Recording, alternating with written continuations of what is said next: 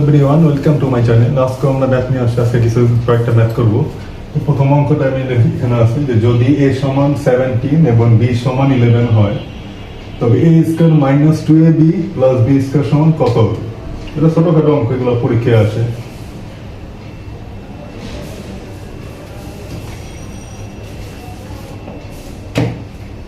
এখানে বার করতে হবে হলো a square minus 2ab plus B square, এটা সমান সমান বের করতে হবে। এটা সহজ অঙ্ক। a সমান 17, b সমান দেওয়া আছে।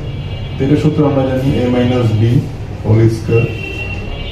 এখানে আমরা এর মান বসাবো 17 আর b এর মান হলো 11।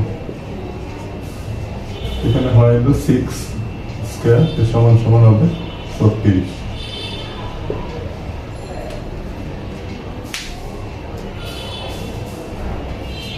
আরেকটা অঙ্ক দেখি। দ্বিতীয় অঙ্কটা হলো x প্লাস y সমান 8 এবং x মাইনাস y সমান 6 হলে x স্কয়ার এবং y স্কয়ার সমান কত হবে? এখানে আমরা x আর y এর মান প্রথমে বের করে নিব।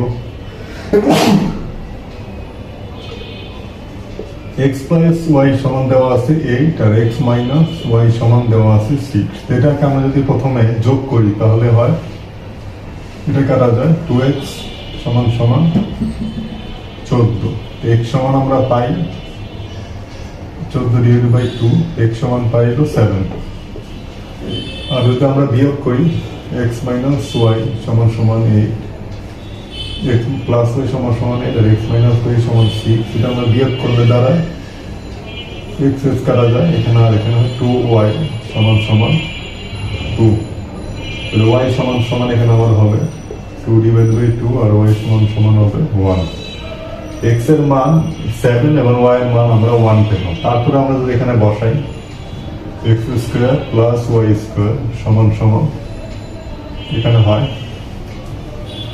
x পাইছি আমরা 7 স্কয়ার প্লাস y 1, এখানে হবে 49 প্লাস 1 সমান সমান হবে 50। এটাই হলো আনসার। আরেকটা অঙ্ক দেখি আমরা।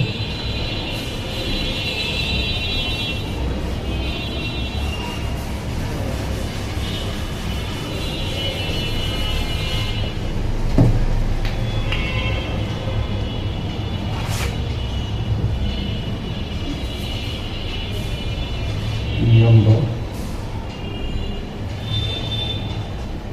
a স্কয়ার b স্কয়ার সমান 25, ab সমান 12। এটা হলে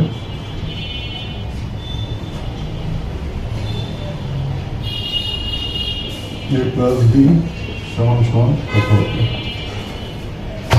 তারপর 3 নম্বর অঙ্কটা আমরা এখানে আছে a square plus b square সমান হলো 25 আর ab সমান 12 বলে a প্লাস b সমান কত হবে?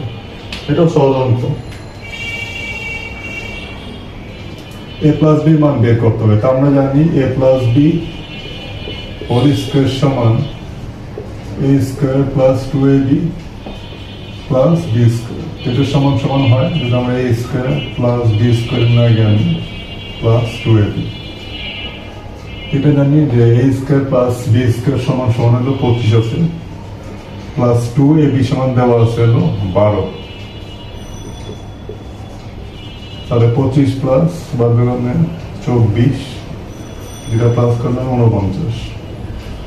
তাহলে a প্লাস b কত দাঁড়ায়? a প্লাস b সমান দাঁড়ায় রুট 49 আর a প্লাস b সমান সমান এখানে হবে প্লাস মাইনাস 7। এই ধরনের অঙ্ক আমরা চিন্তা করি, ধরনের অঙ্ক আমাদের পরীক্ষায় আসে, বিভিন্ন চাকরির পরীক্ষায় যেরকম ছোটখাটো অঙ্ক। এই জন্য আমরা যদি এইসব ফর্মুলা জানা থাকে আমরা দ্রুত এইসব অঙ্ক করতে পারবো। দ্রুত করার জন্য এইসবের অঙ্ক হইলো আমাদের এগুলো প্র্যাকটিস করতে হবে ভালো করে। তো ঠিক আছে বন্ধুরা, আজকে এই পর্যন্তই। ভিডিওটি ভালো লাগলে লাইক, কমেন্ট, শেয়ার এবং সাবস্ক্রাইব করুন। ধন্যবাদ সবাইকে, সবাই ভালো থাকুন।